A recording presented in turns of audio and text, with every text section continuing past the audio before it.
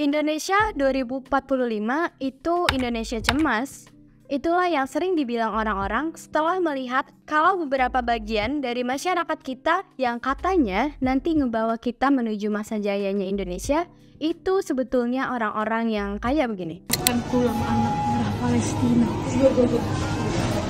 Darah anak Palestina.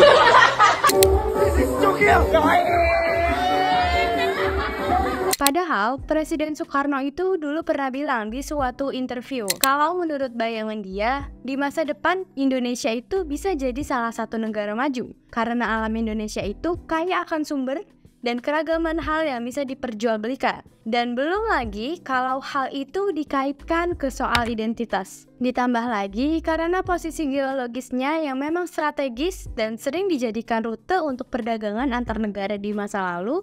Contohnya yang paling sukses ya jalur sutra pastinya. L'avenir de votre pays. Oh, l'avenir de mon pays? Oui, monsieur le président. Brillant. Parce que mon pays est très riche.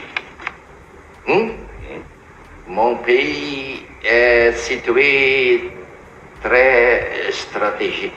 Oui. Stratégique entre deux continents, entre deux océans.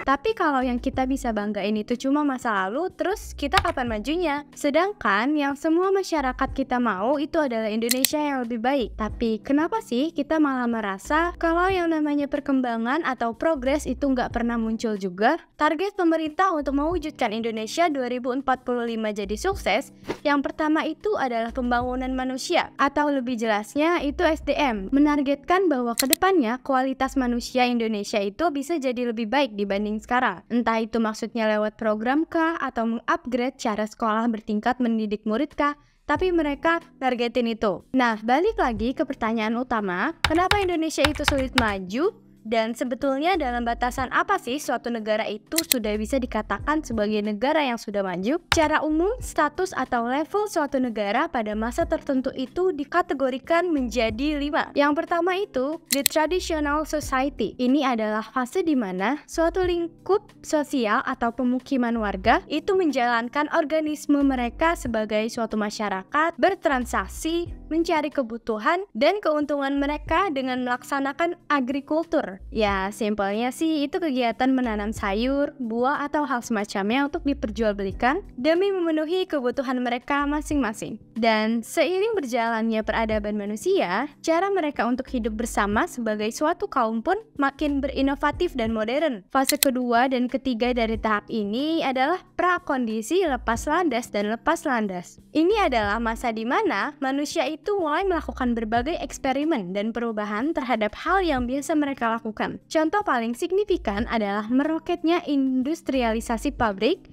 evolusi transportasi, komunikasi melalui transmisi lewat telepon kabel, terrealisasikannya televisi dan hal lain sebagainya yang akhirnya membuat orang-orang pada zaman itu pun sadar bahwa kita, manusia itu bisa melakukan hal yang di luar batas kemampuan kita sendiri. Lalu, begitu waktu terus berjalan, dan masuklah kita di fase keempat, fase gerak menuju kematangan. Fase di mana semua hal tadi yang dalam tanda kutip masih bersifat beta, akhirnya makin dikembangkan dan disempurnakan sehingga terciptalah yang namanya era modern, di mana semua hal yang orang dulu itu lakukan bisa memakan tenaga, effort, waktu yang jumlahnya itu fantastis. Sekarang bisa dilakukan dengan hitungan detik alias serba instan. Kalian mau komunikasi?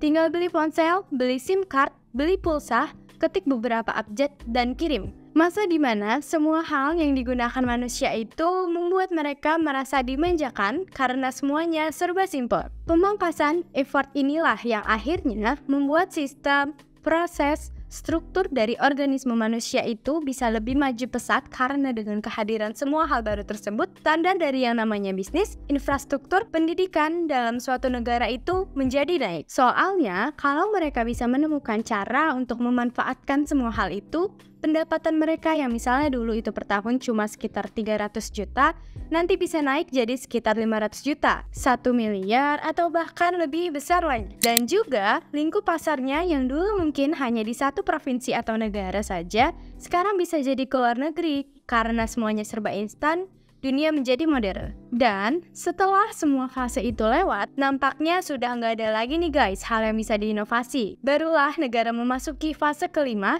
yaitu fase konsumsi tinggi. Mereka hanya harus menjaga apa yang mereka sudah punya dan dapatkan, serta berusaha bagaimana untuk menjaga finansial negara dan segala sumber yang ada tetap stabil atau bahkan berkembang. Lalu inti dari penjelasan ini tuh apa ya sebenarnya? Kalau kalian coba pikir sekarang, sebetulnya negara kita ini tuh ada di fase mana sih?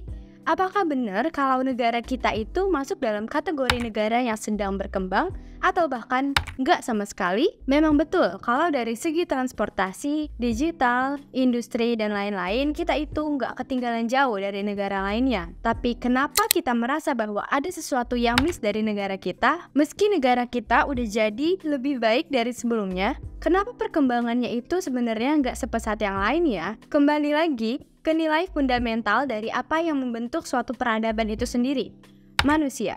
Menurut ilmu Bloom's Taxonomy, kemampuan manusia untuk menyerap dan memanfaatkan informasi itu terbagi menjadi 6 macam nih guys. Yang ke-1 itu mengetahui, yang kedua memahami, selanjutnya mempraktikkan, dilanjutkan dengan menganalisa, mengevaluasi, hingga sampai yang terakhir adalah menciptakan. Sistem pendidikan di Indonesia itu rata-rata mengajarkan anak hanya untuk mengetahui, memahami, sampai batas mempraktikkan saja.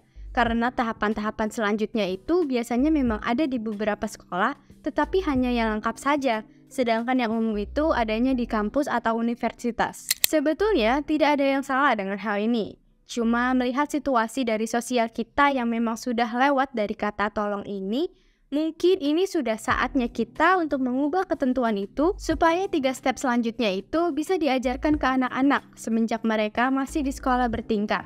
Bukan universitas saja. Kualitas pemikiran masyarakat kita nantinya itu bisa ditingkatkan. Jadi saat mereka yang memang sudah masanya untuk lewat, itu nggak ada lagi di dunia ini, mereka bisa tetap diandalkan. Semua akar lingkup suatu negara itu berasal dari pendidikan. Pendidikan negara kita, sistemnya itu lumayan kacau. Ya, yang lainnya juga ikutan kena dong. Karena anak-anak tersebut tidak dididik dengan benar. Gak heran kalau bedanya banyak dari mereka yang sudah dapat pekerjaan atau meski sudah dapat, mereka kerjanya bakalan kurang. Belum lagi kalau masuknya sudah ke ranah politik dan negara. Jadi kenapa sih sistem negara kita bisa sehancur ini? Yang akhirnya kebanyakan orang-orang yang punya status di negara ini isinya juga orang-orang yang tanda tanya. Jadinya kerjanya nggak jelas lah, atau di luar bidangnya dia lah. Apa karena sistem yang buat orang kita jadi manusia yang dalam tanda kutip stuck, tapi sistem nggak akan ada tanpa orang yang menerapkan.